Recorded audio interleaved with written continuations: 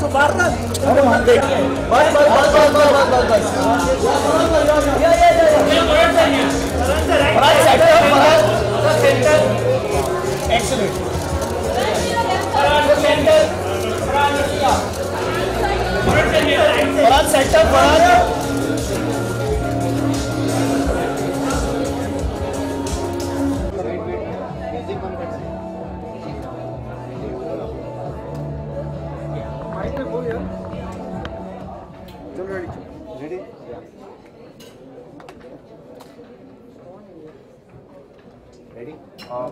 सबसे पहले जानना चाहेंगे कि सेलिब्रिटी जब इस तरह के कॉज से जुड़ते हैं या बहुत कम लोग ऐसे जुड़ते हैं, जैसे आमिर खान पानी फाउंडेशन के लिए कर रहे हैं, या बॉलीवुड में मेन स्ट्रीम में ऐसी कोई सिनेमा, इस तरह का कोई सिनेमा नहीं बनता, तो आप लोगों को लगता है कि इस तरह के एफर्ट्स बहुत लेने चाहिए और मेन स्ट्रीम में भी इस मुद्दे को लाना चाहिए?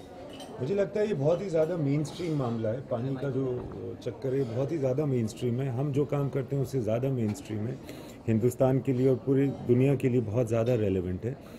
और जो हम फिल्म बनाने का काम करते हैं उसके माध्यम से अगर हम इसका और प्रचार कर सकें, लोगों तक पहुंचा सकें इस तरह से कि लोग उसको समझें, पहले एक्सेप्ट करें, और मगर इसमें हम लोगों को जो ध्यान ये भी रखना है कि इसको बोरिंग नहीं साउंड करना चाहिए। ऐसा नहीं लगना चाहिए कि किसी पाठशाला में आपको बुलाया जा रहा है कुछ सीख देने के लिए। ये एंटरटेनमेंट के माध्यम से ही अगर ये बात व्यक्त होती है तो बेहतर है।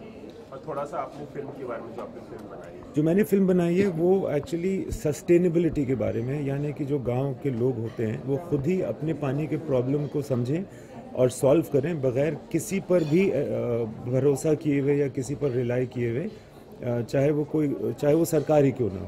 बिकॉज जब पानी की प्रॉब्लम होती है तो खुद की इज्जत पे आती है।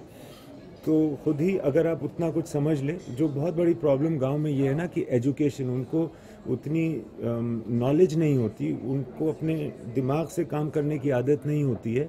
मगर वो लोग अगर खुद एक सस्टेनेबल वाटर मैनेजमेंट प्लान अगर बना लें, अपनी नीड्स को खुद एड्रेस कर लें तो बेहतर है। तो इसके बारे में मेरी फिल्म है, जो कि उसमें एक लड़की प्रधान है, तो उसकी कहानी है कि किस तरह से वो खुद को और अपने गांव को आत्मनिर्भर करती है पानी के मामले में।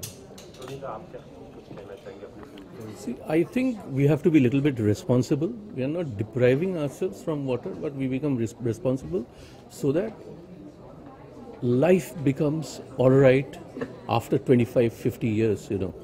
Because a disaster, even if for a single day water doesn't come to our homes, you know, what we face, we know that. So I've made a film, you know, it's like a fable. It's about two kids and their dosti. And one of the kids, Nani, she comes as a bird who died 1 year back. And the bird is so much responsible for putting a drop of water in a painting where there is no sign of green, you know. The bird puts a drop of water and the painting starts changing. So it's like a fable.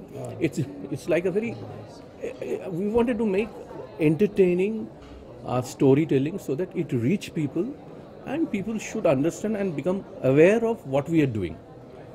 Anshul sir, आपने बताया कि आपने film direct नहीं की, आपके बेटे ने की है, तो जी, उसके बारे में कुछ थोड़ा सा करा। और नहीं, जय ने एक कहानी मुझे दी थी कि मुझे इस पर बनाना है। तो सबसे पहले तो मुझे अच्छा लगा कि जो हमारी अगली पीढ़ी है वो इस मामले को लेकर अवेयर है, उनका एक अवेयरनेस है और उसको लेकर एक सीरियसनेस है।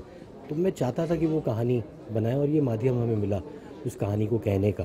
तो उस कहानी का नाम है पानीपत, और वो ये एक अर्बन सेटिंग में है कि शहर में एक मेड जो एक घर में काम करती है, कितना सारा पानी इस्तेमाल कर देती है घर साफ़ करने में, वो झाड़ू पोछा कपड़े धोने में।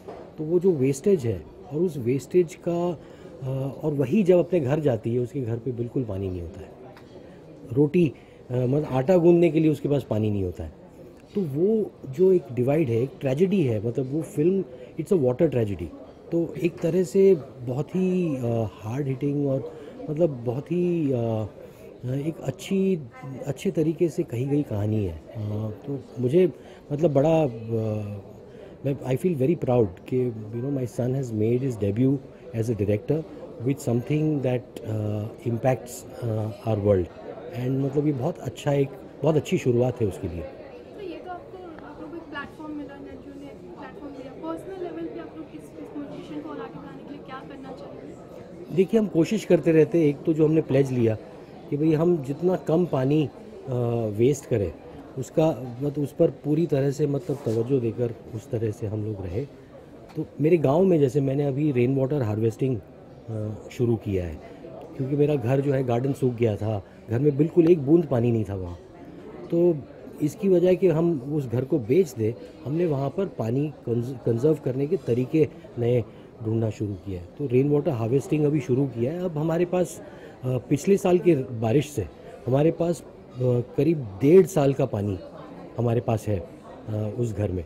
पानी ये मलवली करके गांव है। तो एक छोटा सा एफर्ट था जो हमने किया था, मतलब उस पूरी सोसाइटी जहाँ पर हमारा घर है वहाँ लोगों का झगड़ा हो रहा था। लोग मतलब आपस में जो वैसे बहुत ही सभ्य लोग थे वो सडनली आपस में लड़ने लगे और ऐसी भाषा यूज़ करने लगे एक दूसरे के साथ पानी को लेकर। तो एक छोटा मतलब आप एक कदम अगर उठाते हो तो उससे बहुत कुछ हो सकता है। इम्तियाज सर, क्या आपको ऐसा लगता है कि आजकल जो टेक्नोलॉजिकल टूल्स हैं बहुत ज़्यादा है, इंफॉर्मेशन का फ्लड है, लेकिन सेंस ऑफ रिस्पॉन्सिबिलिटी लोगों में कम है? सूचना तो हमें तुरंत मिल जाती है, सबको अवेयरनेस बहुत है, लेकिन मुझे लगता है कि जो एक बहुत बड़ी प्रॉब्लम है ना, वो जैसा कि आपने पिछला अपना सवाल पूछा था, रूरल और अर्बन में बहुत बड़ा डिवाइड है। एंड अक्सर बिकॉज बहुत सारे जो हमारे कंज्यूमर गुड्स होते हैं वो गांव में उतना बेचे नहीं जाते, और उस वजह से क्या हो जाता है ना कि जो एक मेन लाइन इंडिया का प्रोग्रेस है ना वो होलिस्टिक अक्सर नहीं हो पाता है मार्केट की तरफ से। वो थोड़ा सा शहरों की तरफ ज़्यादा उनका झुकाव होता है। जो बहुत सारी चीज़ें जो ओपिनियन लीडर्स होते हैं, तो अक्सर देश का जो एक बहुत बड़ा हिस्सा है, जो ज़्यादा बड़ा हिस्सा है, वो इग्नोर्ड होता है। ऐसा लगता है कि वो एग्जिस्ट ही नहीं करता। हम लोग जो शहर में रहते हैं ना, ऐसा लगता है कि ये लोग हैं ही नहीं इस मुल्क में, मगर दरअसल वो ज़्यादा हैं, हम बहुत कम हैं। जो हम बहुत सारे इश्यूज़ जो यहाँ बात करते हैं ना मीडिया में, बहुत कम लोग हैं वो लोग जो इस देश की तादाद के हिसाब से। सो वो बहुत बड़ा इशू है कि डिवाइड बहुत ज़्यादा है। वहाँ जो हो रहा है, वो जो हमारी परिस्थिति है, वो हम उससे बहुत अपरिचित हैं शहरों में। तो अगर ये ब्रिज हो जाए ना देश के रूरल और अर्बन लोगों के बीच का जो ये फासला, ये अगर कम हो जाएगा ना, तो बहुत सारी चीज़ें फ़ायदेमंद साबित होंगी, ख़ास करके पानी। जैसे पानी की बात कर रहे हैं तो मुंबई में भी जैसे बहुत से स्लम एरिया हैं जहाँ आज भी पानी को लेकर झगड़ा होता है। पाइप लीकेज की उनको टाइम रूटीन दे दिया जाता है कि इतने बजे पानी आएगा, 24 आवर्स में लगेगा। तो एक पाइप लीकेज से भी पानी शॉर्टेज होता है और वहाँ आज भी पानी को लेकर झगड़ा। तो इसमें आपकी क्या है, मतलब इसमें ये भी बहुत बड़ा। आपको पता है कि सबसे पहले मुझे बॉम्बे के पानी की जो प्रॉब्लम होती थी वो मुझे कैसे पता चली है? वो मुझे हिंदी फिल्मों से पता चली है, क्योंकि सडनली एक सीन होता था जहाँ धारावी चाल में एक लाइन लगी है और एक औरत जाती है और उसके साथ कुछ गलत होता है, फिर हीरो आता है उसको ठीक करता है।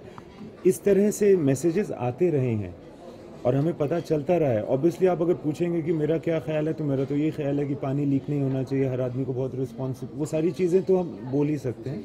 बट एज फिल्म मेकर्स जिस वजह से हम यहाँ पर हैं, ये तो फिल्म बनाई है हमने, और उसके अलावा भी अपनी फिल्मों में हम थोड़ा सा अगर रिस्पॉन्सिबल रहें और इसी चीज़ को वाटर कॉन्वर्जेशन की चीज़ को अगर हम अच्छी तरह से अपनी फिल्मों में कहीं ना कहीं कॉन्शियसली लोग समझें इस बात को, या सब कॉन्शियसली समझें, मगर हम इसको अगर अपनी फिल्मों में शामिल करेंगे तो अच्छा रहेगा। Thank you sir, thank you so much. Thank you so much.